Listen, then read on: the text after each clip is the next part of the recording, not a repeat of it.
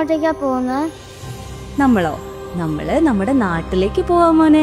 അപ്പൊ ഇതല്ലേ നമ്മുടെ നാട്? ஹலோ மச்சி, பஸ் ஏறிட்டேன்டா. ஒன்றும் இல்லை, 13 வருஷம் கழிச்சு ஊர் மாற போகிறேன், அதுவும் வேலைக்காக. கொஞ்சம் வித்தியாசமான ஃபீல் ஆகுதுடா.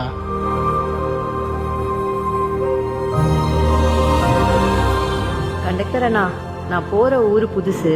என் ஸ்டாப்பிங் வந்தோடனே கொஞ்சம் சொல்கிறீங்களா?